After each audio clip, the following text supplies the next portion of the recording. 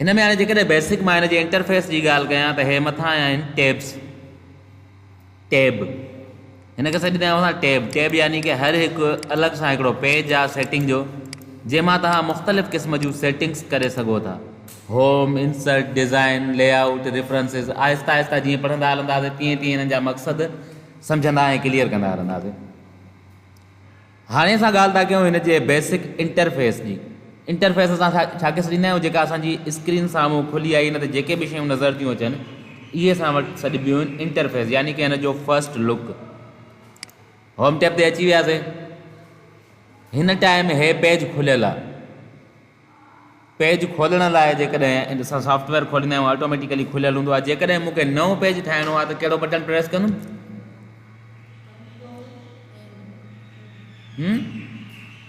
Control ॿुधाए न छा थियो आहे? थोरो तेज़ ॻाल्हाए। कंट्रोल एन, गुड, सही थो चवें, ॾिजो न। कंट्रोल एन जॾहिं असां प्रेस कंदा आहियूं त छा थींदो आहे? नओं पेज अची वेंदो आहे। ॾिसो अची वियो ॿियो पेज, डॉक्यूमेंट 2। जेकॾहिं अहिड़ो पेज खोलणो आहे जंहिंमें अॻ में मां कमु कयो आहे, वरी उहो बंदि करे छॾियो, त छा कंदुमि खोलण जे लाइ? Control O to open. हाणे जॾहिं कंट्रोल ओ हणंदुमि मां त हितां ईंदो ओपन जो ऑप्शन। ओपन में वञी करे मां उहा शइ ओपन करे सघां थो। ओपन जे ज़रिए मां उहा शइ ओपन करे सघां थो जेका मां रिसेंटली यानी कि आख़िरी भेरो खोले करे सेव कई हुई। हीअ ॾिसो, हीअ जेके बि शयूं लिखियल आहिनि सभु हिन में लिखियल आहिनि। डन थी वियो। ख़ैर, हाणे हिन खे वधीक का चेंजिंग करे ऐं सेव करिणो आहे या को नओं डॉक्यूमेंट सेव करिणो आहे। मिसाल तौरु मां हिन में लिखां थो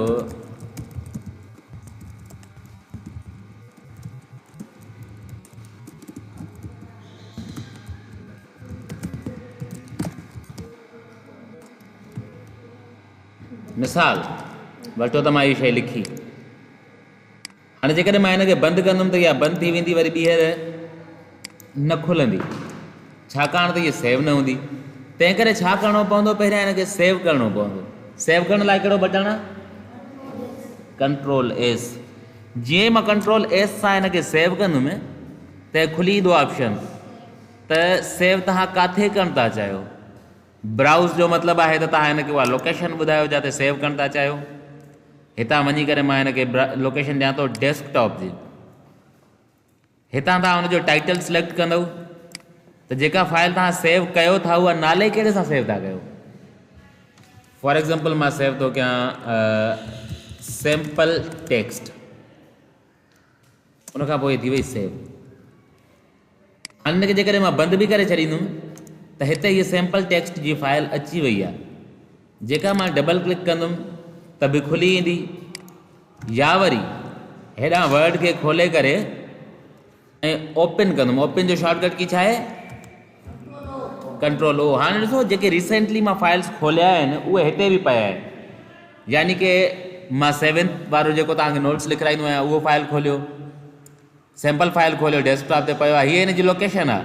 डी में फोल्डर आहे स्कूल ज़किरो मैसर क्लास नोट्स, उन में हीअ फाइल पई आहे। तव्हांखे पूरी डिटेल सां गॾु हिते रिसेंटली ओपन फाइल ॿुधाए थो त तव्हां आख़िर में कहिड़ा फाइल खोलिया हुया ऐं उहे किथां खोलिया हुया। हाणे जेकॾहिं मां ओपन न कयां, सिर्फ़ु हिन ते क्लिक कयां बि खुली ईंदो। पर जेकॾहिं मां कंट्रोल ओ करे ओपन थो कयां ब्राउज़ ऐं हितां पंहिंजी उहा ब्राउज़ फाइल ओपन थो कयां, बि उहा फाइल खुली। ठीकु आहे। अहिड़े तरीक़े सां असां सेव ऐं ओपन ऐं कंदा आहियूं न्यू। डोंट सेव कंदव त डिलीट कंदव फाइल खे। फाइल ख़तमु करणी आहे न। तव्हांखे डिलीट करण जो तरीक़ो ॿुधायो त या तव्हां हिन ते राइट क्लिक करे डिलीट कंदव, जेको हिते हे ऑप्शन आहे। वैसे तव्हां वटि जेका विंडो 10 में डिलीट ईंदो आहे, या तव्हां हिन खे क्लिक करे पंहिंजे कीबोर्ड मां डिलीट जो बटन हणंदव त तव्हां वटि हिकिड़ो ऑप्शन अची वेंदो आहे त हिन खे असां मूव कयूं रिसाइकल बिन में, जेको हिन विंडो में नथो अचे। अंडू कंदासीं, वापसि अची वेंदो। अंडू जो शॉर्टकट की छा आहे? अंडू लिखायो आहे न।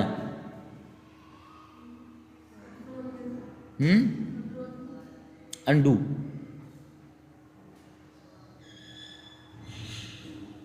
कंट्रोल ज़ेड, कंट्रोल ज़ेड सां छा थींदो आहे, अंडू थींदो आहे। माना जेको मां कमु कयो, जेको लास्ट टाइम आख़िरी टास्क कयो, मिसाल तौरु आख़िरी कमु कहिड़ो थो कयां, मां हिनखे डिलीट थो कयां, हाणे इहो वापसि करिणो आहे, त इहो ग़लती थी वई, मूंखां इहो न हुयो करिणो, त मां पंहिंजे कीबोर्ड मां कंट्रोल ज़ेड प्रेस कंदुमि, इहा शइ वापसि अची वेंदी। अंडू, जेका शइ असां कईसीं उहा वापसि थी वई। हिकु स्टेप पोइते वञण जे लाइ असां अंडू कंदा आहियूं।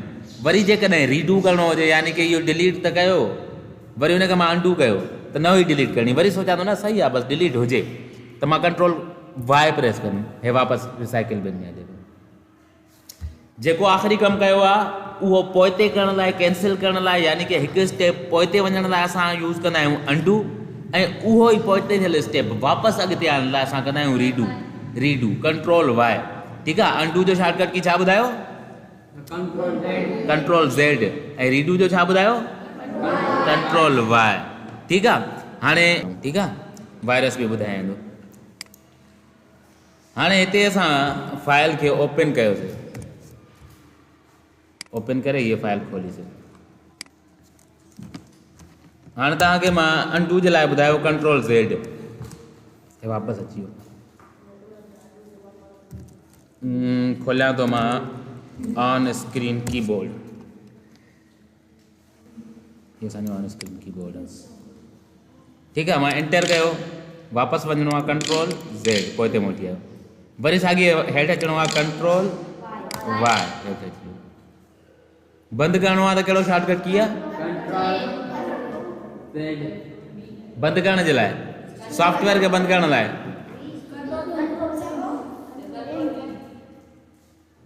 कंट्रोल वी, कंट्रोल वी न थियो,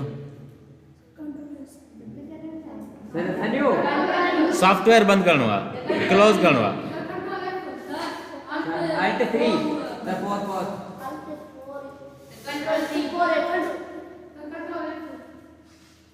कंट्रोल एफ,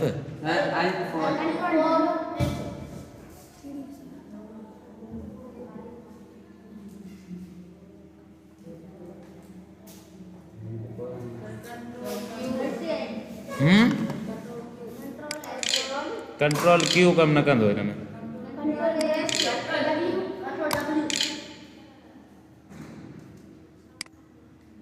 कहिड़ो शॉर्टकट की आहे कमु आयो,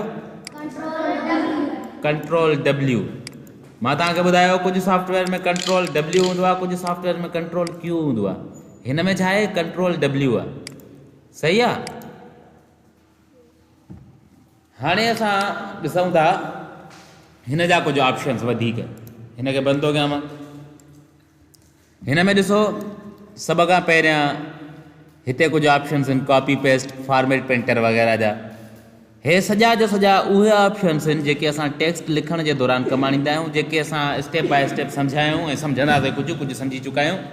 हाणे असां अचूं था हिन ते, हे छा आहे, हे आहे असांजे पेज जो ज़ूम।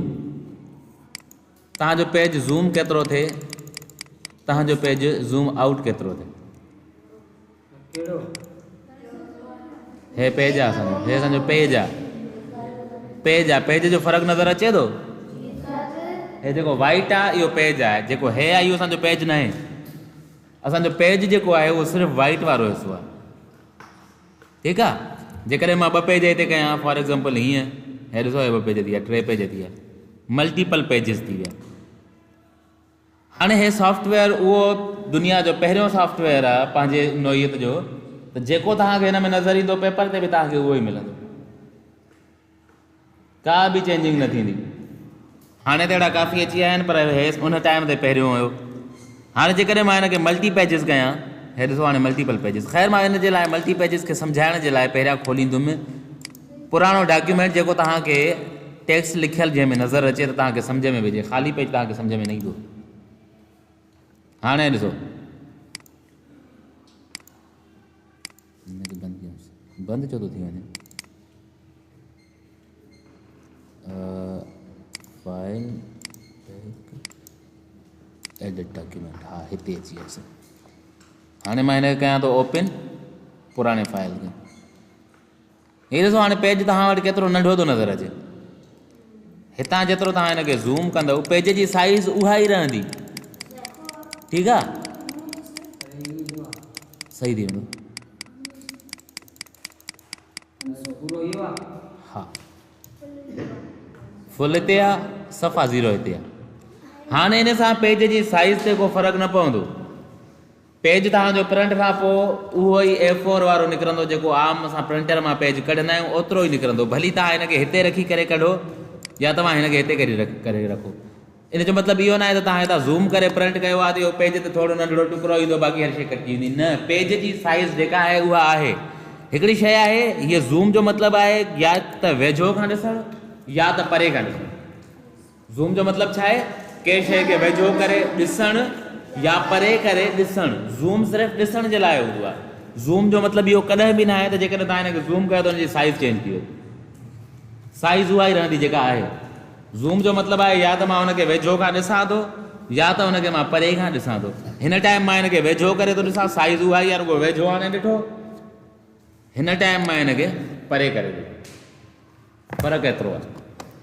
बाक़ी हिनजी जेका प्रिंट जी साइज़ आहे उहा ई निकिरंदी जेका तव्हां कढी आहे। इन में काई बि चेंजिंग न ईंदी। सही थी वियो? सम्झ में अची वियो?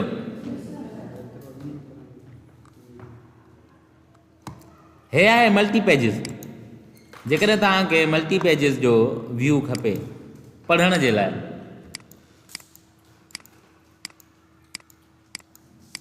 तव्हां ॾिसी सघो था। बाद में तव्हां व्यू में वञी करे एडिट डॉक्यूमेंट कयो, हे तव्हांजो हुन ओरिजिनल फॉर्म में अची वियो। हीअ ॾिसो, हीअ वरी ॿियो मोड अची वियो त तव्हांजो जेको पेज हुयो फ़िलहालु उहो पेजिस वारो कॉन्सेप्ट ख़तमु थी वियो। सॼो जो सॼो तव्हांजो टेक्स्ट हिकु डॉक्यूमेंट में अची वियो। हाणे हे मोड प्रिंट लाइ न आहे, हे सिर्फ़ु पढ़ण जे लाइ आहे, रीडिंग मोड आहे। ठीकु आहे। वेब लेआउट, जेकॾहिं तव्हां इंटरनेट ते तव्हां ॾिसंदव त इंटरनेट तव्हांजी हीअं हलंदी आहे, उते तव्हांखे पेजिस न मिलंदा आहिनि। हिकु पेज, ॿियो पेज, टियों पेज, यकी हिकिड़ो ई पेज हूंदो आहे जेको कंटिन्यू हूंदो आहे। हाणे हे थी वियो इंटरनेट लेआउट, हे थी वियो प्रिंट लेआउट, यानी कि जेकॾहिं तव्हां प्रिंट करणु चाहियो, हे आहे रीडिंग मोड जेकॾहिं तव्हां पढ़णु चाहियो त। यानी कि टे हिन जा बेसिक व्यूज़ आहिनि, बेसिक तव्हांखे ॾिसण जा ऑप्शन्स आहिनि। हिन टाइम ॾिसो पेज आहे, हाणे हिकु पेज जो कॉन्सेप्ट ख़तमु थी वियो, सभु जो सभु हिकु पेज ते अची विया। वैसे जॾहिं मां प्रिंट मोड ते खणी थो वञा, प्रिंट लेआउट ते, त हिन टाइम घणा पेज आहिनि मूं वटि? 11 पेज। 11 11 किथे टे? जेकॾहिं मां हिनखे हिते थो खणी अचां त हे छा थी वियो? हे सॼो जो सॼो हिकु पेज थी वियो। ऐं हिन मां जेके बाउंड्रीज़ वग़ैरह हुयूं पेज जूं हिन लाइ ख़तमु थी वियूं, छाकाणि त हाणे पने जी पाबंदी न रही। हाणे पूरो जो पूरो स्क्रीन खे फॉलो कंदो। मां जेकॾहिं हिनखे सॼे खे सिलेक्ट करे हिन जी साइज़ वधायां बि, छा थींदो? हिन में पेज न वधंदा, पेज उहे ई रहंदा जेके हिन जा हुया। न, हाणे साइज़ वधाई, हाणे ज़ूम न कयो, हाणे साइज़ वधाई। साइज़ वधाइण में ज़ूम करण में फ़र्क़ु हूंदो आहे। ज़ूम अलॻि शइ आहे, साइज़ अलॻि शइ आहे। उन ते अचूं था। हाणे हिते अची वियासीं असां पेज ते। त हाणे जेकॾहिं साइज़ वधाई आहे त पेज बि वधी विया हूंदा। घणा थी विया हाणे? 20। लाज़मी आहे जेकॾहिं साइज़ वधाईंदुमि त साइज़ जे वधाइण सां गॾोगॾु इहे शयूं वधंदियूं। हाणे हिन में तव्हांखे पेज जा जेके मोड्स हुया उहे सम्झ में अची विया। पेज जा जेके मोड्स हुया, वेब मोड या वेब लेआउट, उन खां पोइ प्रिंट लेआउट, ऐं उन खां बाद में रीडिंग मोड। जॾहिं टाइम तव्हां पढ़ंदव उन टाइम तव्हांखे पेजिस गॾु ॾींदो। हाणे हिन टाइम असांजे हिन डॉक्यूमेंट में कुझु आहे ई कोन, तंहिंजे करे असांखे इहा शइ ईअं फॉर्मेट में थो ॾे। वापसि था हलूं। उन खां बाद में तव्हांखे ॿियो शॉर्टकट की लिखायो मां, कंट्रोल P। उहो छाजे लाइ हुयो? कंट्रोल P प्रिंट लाइ। हाणे जॾहिं तव्हांखे का शइ प्रिंट करणी हूंदी आहे उन टाइम असां प्रेस कंदा आहियूं कंट्रोल P, त अगेन असांजे फाइल मेन्यू मां प्रिंट जो ऑप्शन खुली ईंदो आहे। हितां असां सिलेक्ट कंदासीं त असांखे प्रिंटर कहिड़ो यूज़ करिणो आहे। हिन टाइम कोई बि मोड प्रिंटर कनेक्टेड न आहे, माइक्रोसॉफ्ट प्रिंट टू PDF। त वधि में वधि मां हिनखे पंहिंजे डॉक्यूमेंट्स खे PDF में सेव करे एक्सपोर्ट करे सघां थो। अदरवाइज़ प्रिंटर को लॻल हुजे हा त हुनजा ऑप्शन हिते असांखे मिलंदा त हे डिवाइस कनेक्टेड आहे, जेका हिन वक़्तु का बि डिवाइस कनेक्टेड कोन्हे। सम्झ में अची वियो? त जेकॾहिं प्रिंटर हूंदो त हिते शो थींदो, जेकॾहिं प्रिंटर हूंदो ई न त हिते छा शो थींदो? जेकॾहिं का शइ आहे ई कोन त कुझु शो ई न थींदो। Leave it. बाद में ये आहे जी प्रिंटर जूं सेटिंग्स आहिनि। जीअं तव्हांखे सभु पेज प्रिंट करणा आहिनि या सिर्फ़ु हिकु पेज प्रिंट करिणो आहे। ॾिसो हाणे असां वटि घणा पेज हुया, 20 पेज हुया। उन्हनि 20 मां सिर्फ़ु मूंखे जेकॾहिं पेज नंबर 12 प्रिंट करिणो आहे त मां छा कंदुमि, पेज नंबर 12 ते वञी करे उते प्रिंट कंदुमि करंट पेज। कस्टम प्रिंट जो बि ऑप्शन आहे। कस्टम प्रिंट में त तव्हां पेज नंबर लिखंदव त कहिड़ो पेज आहे ऐं तव्हांजो उहो पेज प्रिंट थी वेंदो। जेकॾहिं हिकु रखणु चाहियो, 2 रखणु चाहियो, 3 रखणु चाहियो। ही पेज जूं साइज़िस हूंदियूं आहिनि डिफरेंट, जेके असां नेक्स्ट क्लास में डिस्कस कंदासीं त पेज जूं साइज़िस कीअं हूंदियूं आहिनि। ठीकु आहे। फुट स्केल आहे कंहिं वटि? सुभाणे खणी अचिजो। इहे शयूं असां डिसाइड कंदासीं सुभाणे। उन खां बाद में हे आहिनि कॉपीज़। त हर पेज जूं घणियूं कापियूं खपनि तव्हांखे। जीअं ई तव्हां उहे कॉपीज़ सिलेक्ट करे प्रिंट कंदव हितां, उहा शइ प्रिंट थी वेंदी। जेका हिन टाइम प्रिंटर अवेलेबल मूं वटि कनेक्टेड कोन्हे, न त मां तव्हांखे सम्झायां। ॿी शइ तव्हांखे मां ॿुधाई मार्जिन्स। मार्जिन्स छा हूंदा आहिनि ॿुधाया न? मार्जिन सोलहनि लफ़्ज़नि में असां चऊं त जेका न असां को बुक लिखंदा आहियूं त हाशी ठाहींदा आहियूं। उहा छाजे लाइ ठाहींदा आहियूं? उहा छाजे लाइ ठाहींदा आहियूं?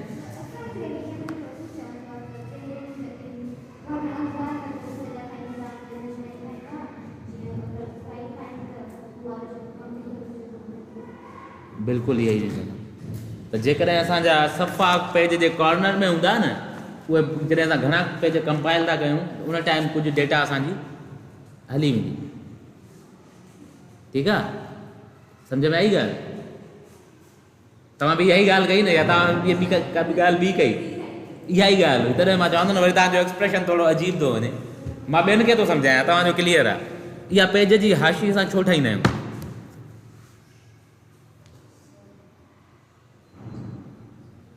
इन सां 2 कम थींदा आहिनि। पहिरियों कमु त तव्हांजा जेके अखरनि जी तरतीब हूंदी, जंहिंखे असां अलाइनमेंट चयोसीं, अलाइनमेंट तव्हांजी सिधी रहंदी। ॿियो अलाइनमेंट त तव्हां जेकॾहिं पेज जे सफ़ा कॉर्नर में शुरू कंदो बि सिधी रहंदी। ॿियो ऐं मेन मक़सदु इहो आहे, जेकॾहिं तव्हांजा घणा पेज हूंदा उन्हनि खे तव्हां पाण में कंपाइल कंदव त खुलण में थोरा हिक ॿिए खे डिस्टर्ब कंदा आहिनि। जेकॾहिं इहा ख़ाली स्पेस न हूंदी त तव्हांजा अखर कटिजी वेंदा। तंहिं करे असां पेज खां थोरो अखर परते करे लिखंदा आहियूं त जॾहिं घणा पेज पाण में चिबिड़ी बि वञनि त असां हीअं खोलियूं त असांजा उहे अखर ख़राबु न थियनि, असांजी लिखत ख़राबु न थिए। इन शइ खे असां हिन जी ॿोलीअ में सॾींदा आहियूं मार्जिन्स। लाज़मी आहे जॾहिं असां घणा पेज प्रिंट कंदासीं नोट्स जे लाइ ऐं उन्हनि खे पाण में असां हीअं बाइंड कयोसीं त जेकॾहिं सफ़ा स्टार्टिंग खां लिखत शुरू हूंदी त लाज़मी आहे उहे खोलण में असांखे डिस्टर्ब कंदा। तंहिं करे असां थोरा मार्जिन्स छॾींदा आहियूं, सेफ मार्जिन्स सॼूं उन्हनि खे, या मार्जिन्स सॼूं। मार्जिन्स हूंदा आहिनि त जीअं असां पेज खे खोलियूं त हिकिड़ी एतिरी एरिया हुजे जेका असांजी बाइंडिंग में कवर थी वञे। हाणे हिन में बि इहे आहे न, हे हिन जा मार्जिन्स आहिनि त जीअं किताब बाइंड थिए त हिन में का शइ डेटा असांजी को लिखत असांजी ख़राबु न थिए। हेॾां बि ॾिसो छॾियल आहे एतिरी, हेॾां बि छॾियल आहे, ॿिन्ही पासनि खां छॾियल आहे। त जीअं किताब बाइंड थियण खां बाद में सभई पेज पाण में कंपाइल थियण खां बाद में बि महफ़ूज़ रहनि। इहा आहे असांजी छा